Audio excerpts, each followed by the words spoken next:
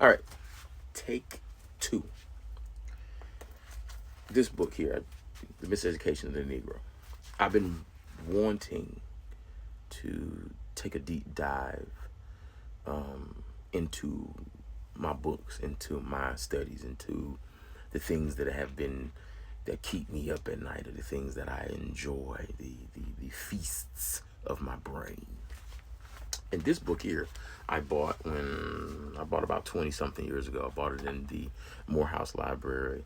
I wasn't even taking the class. However, what I wanted to do when I saw it, I didn't even know who Carter G. Woodson was.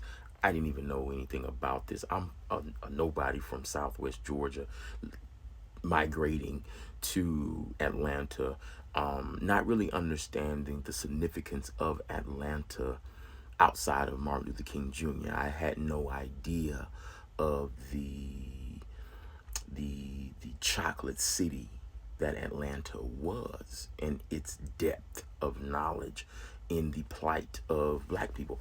Had no idea.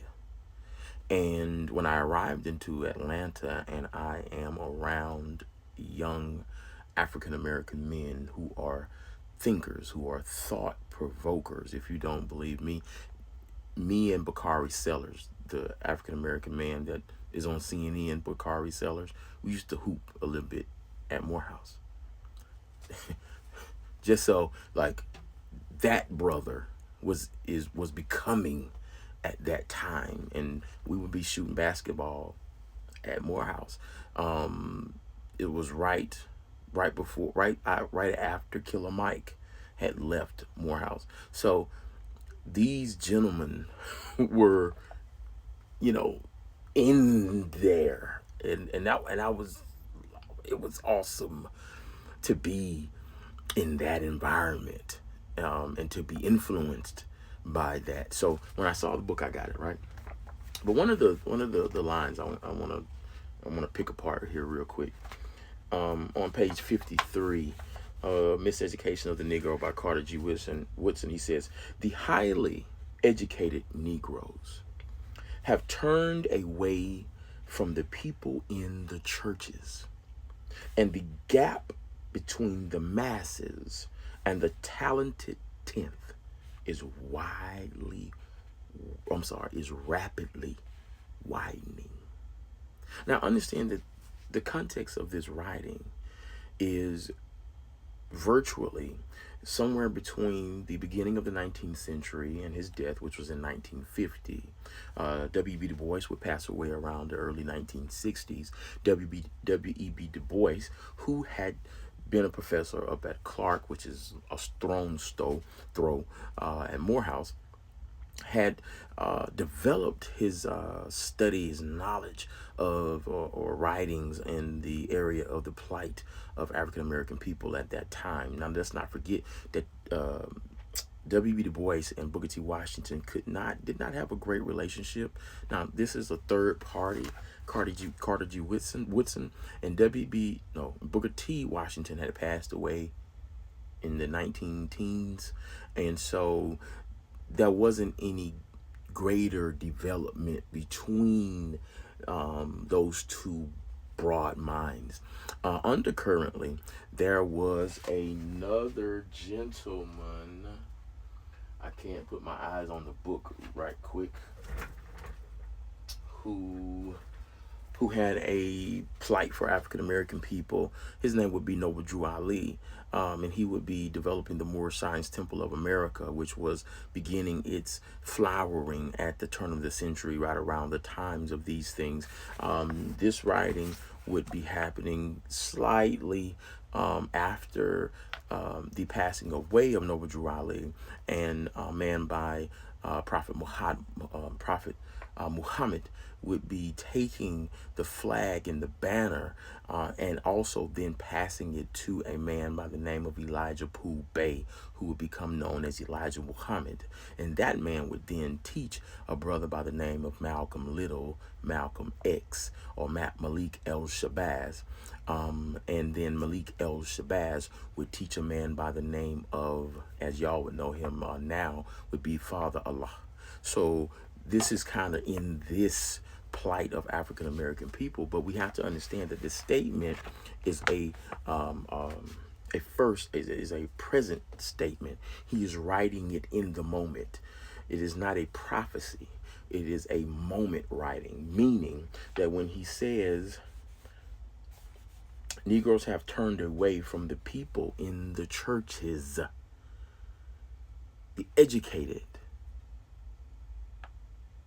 those who had begun to elevate themselves to a higher level of comprehension had begun to fall away from those people who were in the churches, the people who were only acting in a quote unquote faith, but not in a quote unquote fact. Knowledge is power.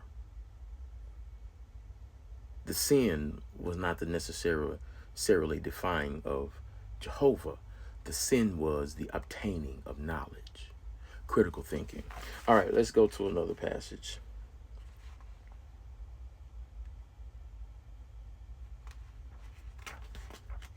I'm just turning pages.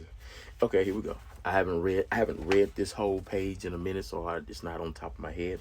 If the highly educated Negro would forget most of the untried theories taught him in school, if he could see through the propaganda which has been instilled into his mind under the pretext of education, if he would fall in love with his own people and begin to sacrifice for their upliftment, if the highly educated Negro would do these things, he could solve some of the problems now confronting the race. If the highly educated Negro would forget most of the untried theories. Theory is a word that, if we understand it, a theory is not based on fact. Okay. Thus, you also, from the word theory, get theology. Theo in Greek is the word that means the study of quote unquote God. Understanding that no ancient writing, no ancient religious perspective ever used the word G-O-D. Okay, that is a German term. Take the D off and put the T, which comes to Gott. Okay, that in English sounds like a D. So you get the word God. Thus you get the King James Version, in the beginning God. But Moses never used the word God. So the theory, if we untried theories, if we untried the theoses or the theologies, okay? When you go into religious study, you are studying the theology. It is the study of the unfound truth. If he could see through the propaganda, Joseph Goebbels was the propaganda minister for the Third Reich, which has been instilled into his mind under the pretext, the before writing of education. Pre means before. Text, T-E-X-T, means the writing. The before writing.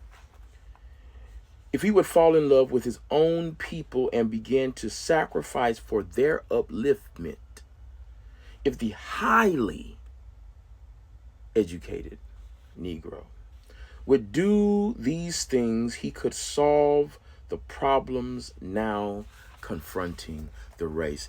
This writing, that particular passage, is probably over 80 years old and still rings true today.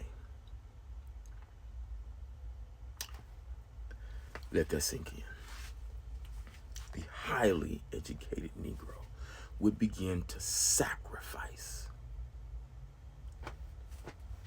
for, because when you get an education, when the light comes on, when you are illuminated, you tend to turn your back.